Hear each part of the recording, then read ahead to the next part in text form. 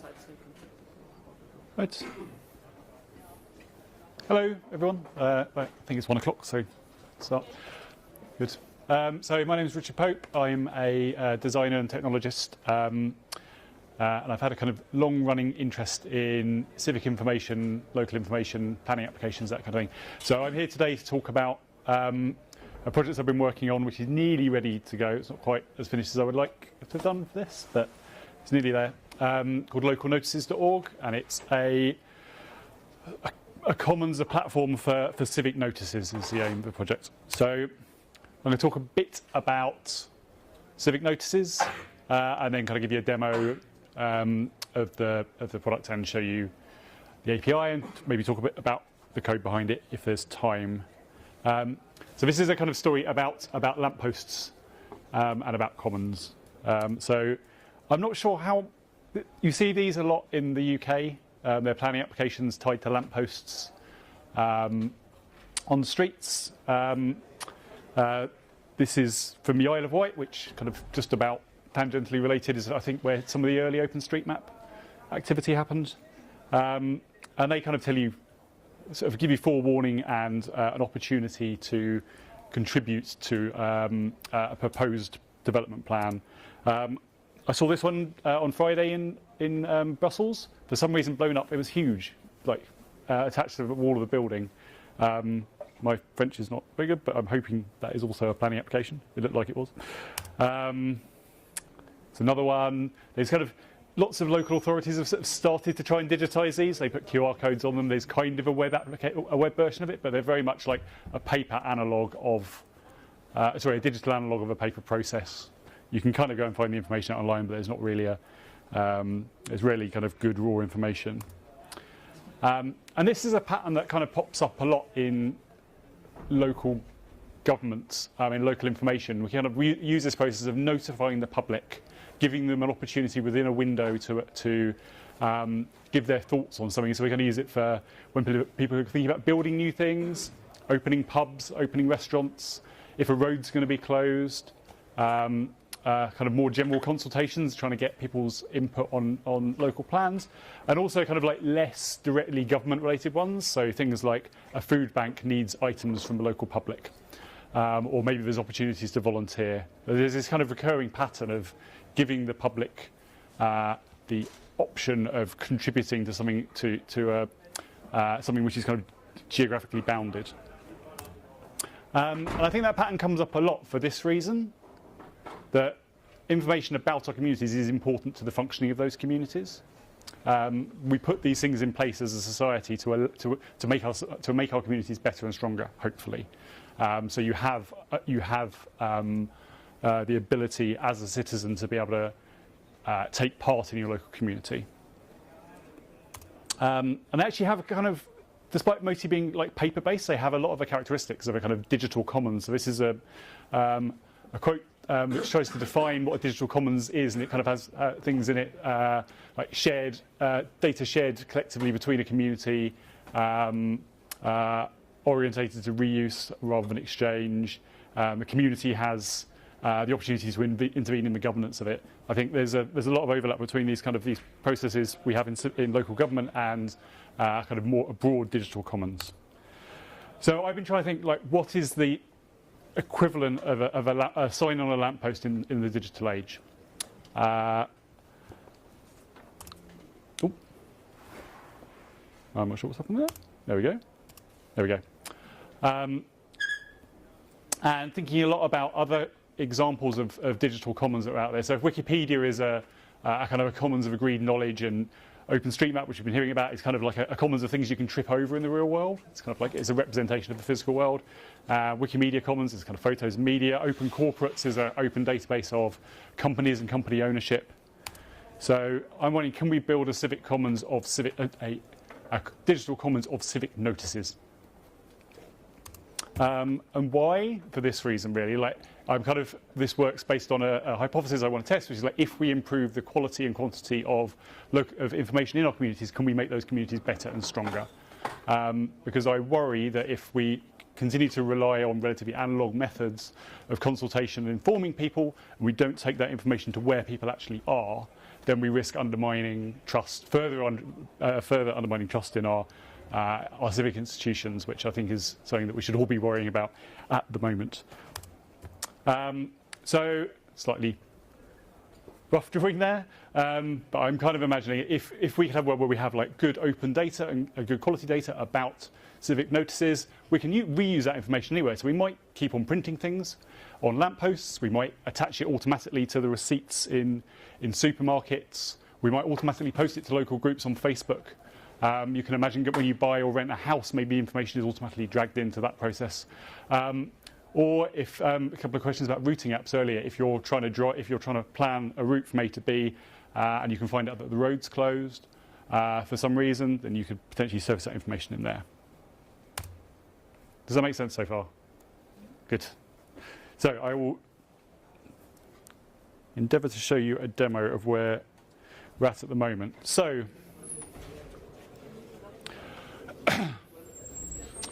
I'll try and show you the kind of the characteristics of, well, I'll try and show you what this product does at the moment and some of the characteristics of the data, then talk a bit about the API underneath it. So there's currently 2 notices in this at the moment. So we've got one here,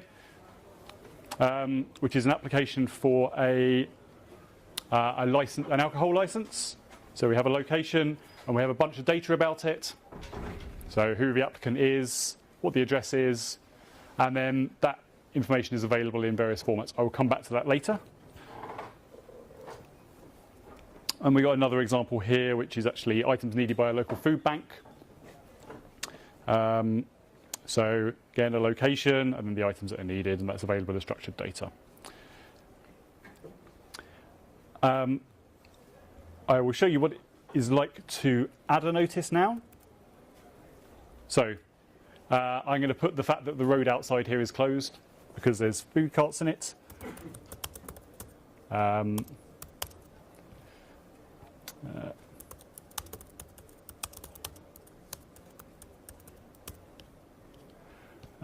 we'll have type. So this is kind of similar to the OpenStreetMap style of tagging. So I'm trying to create something that is a relatively blank canvas.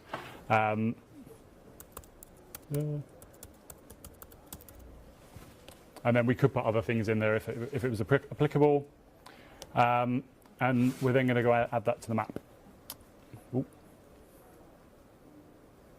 Sorry about that.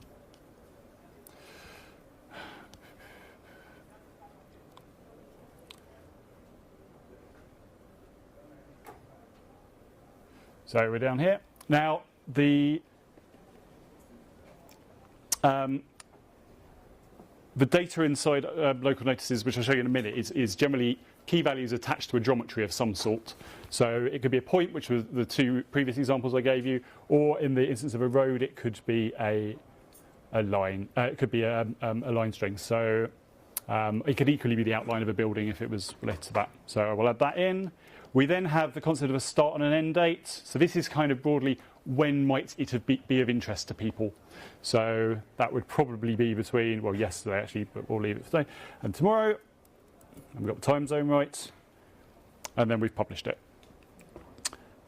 And then that information is then available as in various different formats. And you can kind of see the format there.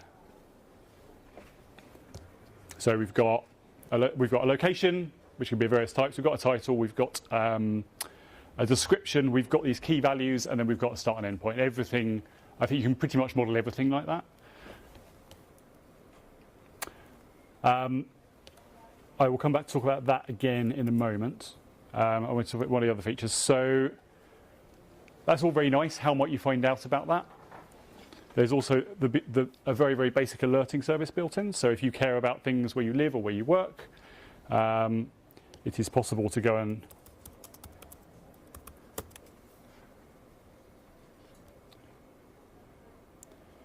create, so say I care about things roughly in this area. I can then create an alert, and then that will send me emails of any new notices that intersect with that polygon there. And again, that information is also available as via an API in various feeds. So you can see in here, hopefully, that returns some data. Doing for time, fine. So my hope is that most people won't use that user interface to actually get data into this. I'm kind of hoping they're more there, for example, for an example, and for the purposes of kind of getting some seed data in there. Long term, I'm hoping that the main way that people will use this will be via an API. So I will use this as a bit of an opportunity to explain some of the data formats a bit more. So using this format here, so if we do, no, not that one, sorry.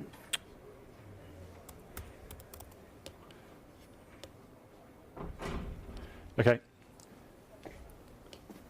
Let's see if we can find the one that we just added a second ago. Okay. So as you can see here, this is the format again. So it's every notice has a title, a description, a bunch of arbitrary tags, but everything has the location, everything has a start and an end date, because that then allows you to, those act as indexes, so you can say, show me all the things that I care about within this area, or show me all things within this time frame. So everything has a kind of like a spatial and a temporal dimension to it. And this is also the format by which I'm hoping we get most of the data into this. So rather than people coming along and typing them in individually, we'll start getting people writing screen scrapers, taking data from their local government websites and importing it in, and potentially also local authorities, local government, publishing data directly into this platform and using it as a way of engaging with local citizens. Just to show you briefly, talk briefly about how it's made and what that looks like underneath. So it's a GeoDjango app using PostGIS. This is the model for a notice. So again, you can kind of see everything's got a title and a description, got a location, which can be various geometry types, a start and end date, and then a series of tags, which is stored as an HStore field in PostGIS. Say something briefly about time zones as well. I have to store the time zone alongside a date time field, because when you're thinking about the correct time zone is the one which the person who posts the notice believes it to be. So if you happen to be in London, you probably want that to be local GMT time, but you might not. Maybe it's a group of, I don't know, like a group of American expats meeting up and they want to do it a different time zone.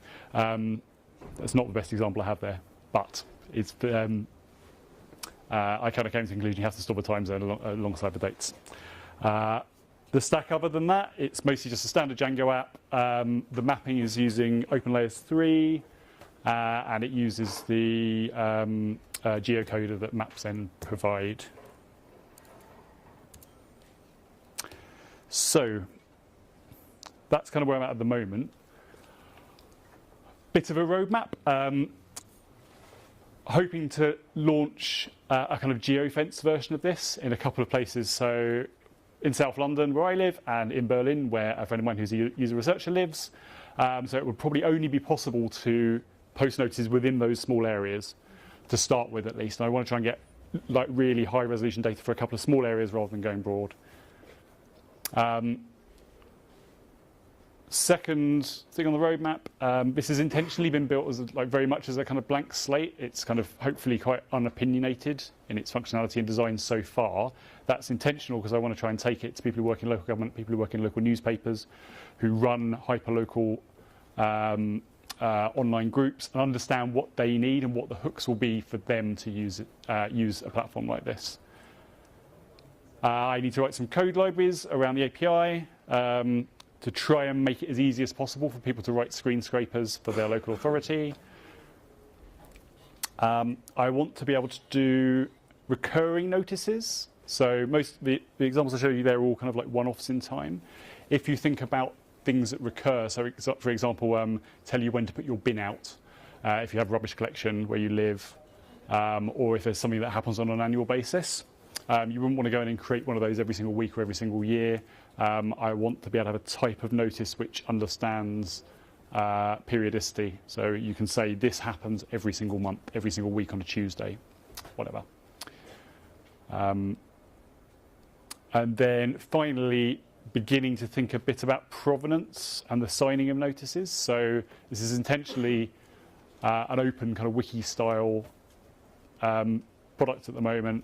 But how do you know that a particular notice is genuinely true? Well, one way would be if you could certify that it's come from a user that you trust. So maybe you would trust if it's come directly from a local authority, from local government, but not from an individual. And this is quite an interesting problem, I think, for any kind of open kind of common style platform at the moment. Like as we become more reliant on things like OpenStreetMap, and we heard this in one of the previous talks, what happens when they break? If someone deliberately sabotages a series of open data sets, and suddenly we can't get to, the population of a large city can't get to work on time. These things are becoming increasingly critical bits of infrastructure. So how we understand how we assign almost like a trust marker to individual bits of a data set, I think becomes increasingly important. So I'm trying to think about how we might do that.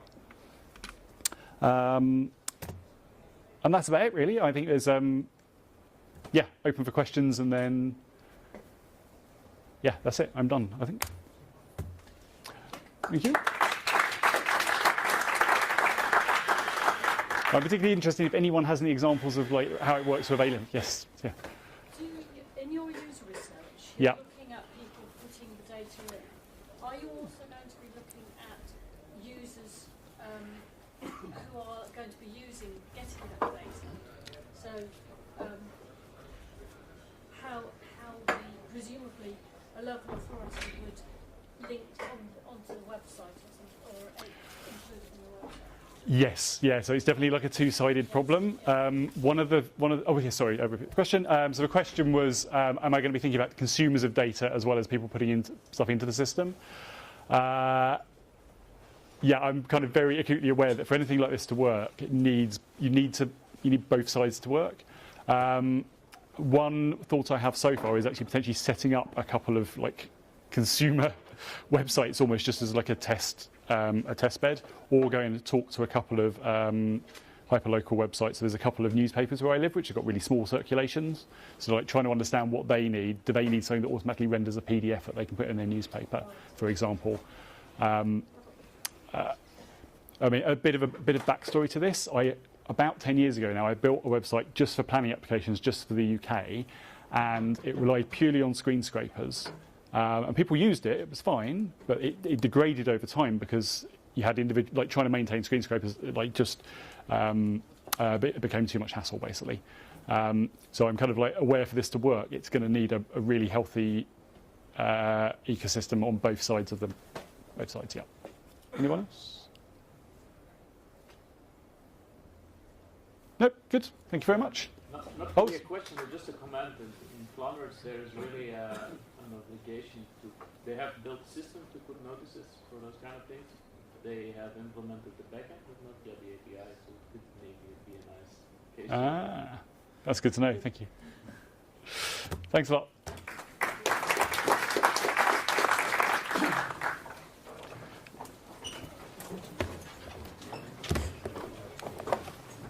Thank you. So you have a collaborator from Berlin? Sorry? You have a colleague from Berlin? Yes. Maybe knows code for Berlin.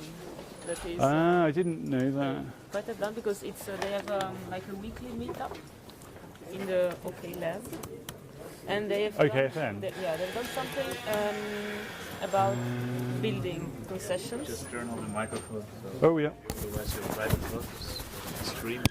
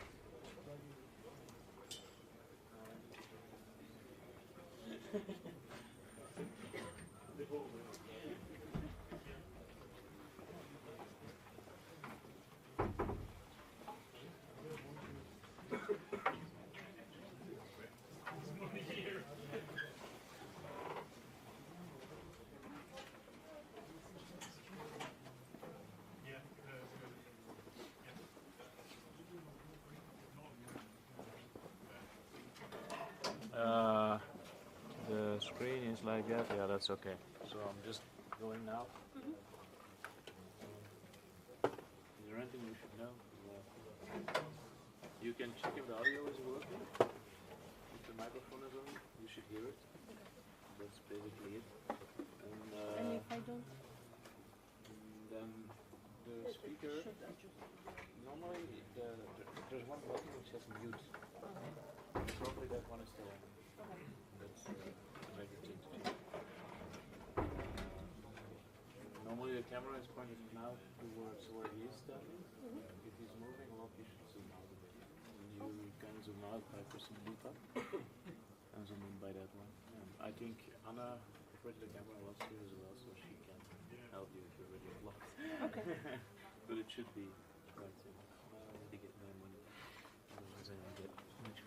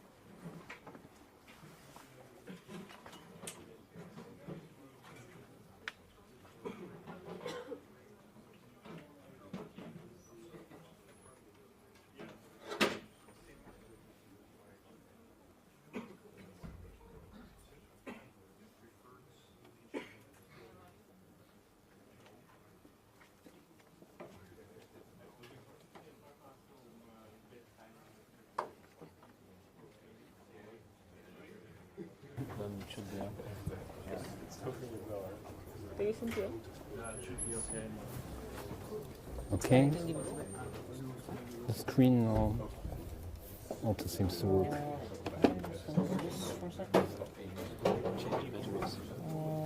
There's 8 hours left, so no. You can make a If this room keeps for 8 hours more, then maybe we can see it. Yeah, you see. Yeah, I've already noticed that. Yeah. That's my idea.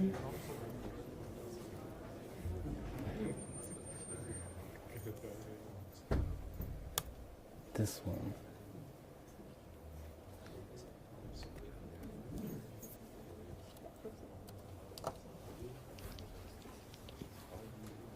Yeah, that was my plan. Okay. So you know that you have 20 minutes of presentation. Okay. So I will show you the 5 minutes left at Mhm. the quarter. And if you don't have